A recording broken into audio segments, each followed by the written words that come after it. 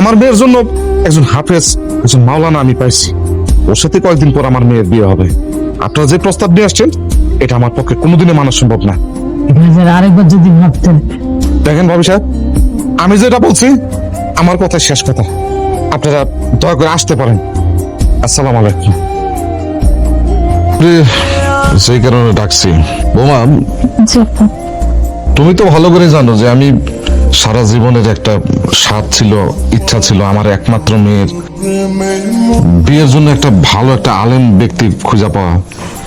আলহামদুলিল্লাহ আমি একটা আলেম একটা ছেলে খুঁজে পাইছি আমার মেয়ের জন্য। এখন বোমা, তুমি সামিয়ারে জিজ্ঞেস করো যে এই বিয়েতে ওর রাজি আছে কিনা। তুমি তো আব্বার সব কথাই শুনলা, তো তোমার মতামতটা জানো। আব্বা যা বলবে তাই। আলহামদুলিল্লাহ আমি আমি খুব খুশি ছিলাম। আল্লাহর কাছে দোয়া করি তুই অনেক সুখে থাক। আলহামদুলিল্লাহ, আপনি যে উদ্দেশ্যে হোক আর যে কারণে হোক দিনের পথে ফিরে আসছেন, এই জন্য আল্লাহ দরবারে লাখ লাখ শুকরিয়া। কিন্তু আমি যে আপনাকে বিয়ে করতে পারবো না। আমার আব্বার এক হাফেজি পোলার লগে আমার বিয়ে ঠিক করছে, কিন্তু জানেন আমি আমার আব্বার বাধ্য সন্তান। আব্বার মতো দিতে যাইতে পারি না। আপনি আমার মাফ করে দিয়ে। দিন শেষে আমি শুদ্ধ পথে ফিরে আসছি, দিনের পথে ফিরে আসছি। এই দিনের পথে আইসা আমি এখন একটা ভুল কথা বলতে পারি না, আপনারে ভুল পরামর্শ দিতে পারি না। আমি আপনারা বলতে পারি না যে আপনি আপনার আব্বার পছন্দ ছেলের বিয়ে করেন না, তারে ধোকা দিয়ে আমারে বিয়ে করেন। আমি আপনারা বলি কি জানেন, আপনি আপনার আব্বার পছন্দ ছেলের বিয়ে করেন, তার সাথে সংসার করেন। একটা কথা কি জানেন, জন্ম মৃত্যু বিয়া এই তিনটা উপরওয়ালার হাতে। উপরওয়ালা যদি আপনারা আমার ভাগ্যে লেখা রাখে তাহলে আমি অবশ্যই আপনারা পাবো, আর যদি না পাই তাহলে ধরে নিব আপনি আমার ভাগ্যে কখনোই ছিলেন না। তুই যে আমার বুকের মাঝে রবি চিরদিনই, তোরে নিয়া লিখবো আমি প্রেমের কাহিনী।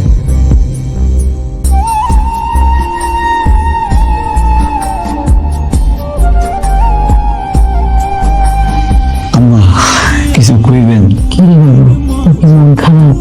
কই আম্মা, আমার মন খারাপ না তো, সব ঠিক আছে। বাবা রে, সব কিছু সবার কাছে লুকানো যায়, কিন্তু সন্তান মায়ের কাছে লুকাতে পারে না। আমি জানি তোর মনটা খারাপ, কিন্তু কি করবো তুই আমার একমাত্র সন্তান। সুখে লেগে আমি সব করতে পারি। তোর বাপ মরে যাওয়ার পর তুই আমার একমাত্র ভরসা ছিল। আমি সব কিছু ভুলে, আর তুই যা যা করছো দুষ্টমিতার জন্য সব কিছু ভুলে আমি ওর লেগে জীবন সাগর গেছে করতে গেলে আমি হাত পাচ্ছি। তার মেয়ে লেগে আমারে ফিরে দিচ্ছে। তুই কি মনে করো অনেক কষ্ট হয়েছে? আমারও কষ্ট হয়েছে। জীবন খারাপ করিস না। আমি এর কারণে আমি দিনের পথে ফিরে আসতে পারছি, আল্লাহর পথে ফিরে আসতে পারছি। এই পথে আসার পরে জানেন আম্মা, আমি বুঝতে পারছিলাম আমি কত ভুল ছিলাম, কত অন্যায় করছি। মানুষের জীবনের সবচেয়ে বড় সুখ হচ্ছে দিনের পথ, সত্যের পথ। এর লেগে বিশ্বাস করেন আম্মা, সামিয়ার উপর আমার এক ফোঁটা কষ্ট নাই। আল্লাহ যেন তোর মনের বেশি পূরণ করে। ডক্টর কিচ্ছু যাওয়ার না। কিরে ভাই, রোজা রমজানের মাসে তুই খোলা আকাশের নিচে সিগারেট খেতেছস, কাজটা কি ঠিক হচ্ছে রে ভাই? তুই যা করতেছিস ঠিক করতেছিস না। রোজার মাসে এই খোলা আকাশে সবাই সামনে সিগারেট খাওয়া, খাওয়া দাওয়া খাওয়া ঠিক না। শুন ভাই, আমরা আর কয়দিন বাঁচবো ক? ঠিক মতো রোজা রাখি, নামাজ পড়ি, এটাই তো দরকার আমাদের, তাই না? শুন, তোর মতো আমি এক সময় খারাপ ছিলাম, রোজার মাসে সিগারেট খাইতাম, কোক খাইতাম, নামাজ পড়তাম না, খারাপ কাজ করতাম। দিন শেষে আমি বুঝতে পারছি দিনের পথ ছাড়া কোনো পথ নাই ভাই। ভাই তুই এক কাজ কর, আজকে রোজা রাখিস নাই ঠিক আছে, কালকের থেকে রোজা রাখিস। এক ফরজ নাই পালন করতে পারস নাই, নামাজটা এক লোক আদায় করি। ভাই ভাই সিগারেটটা ফালা।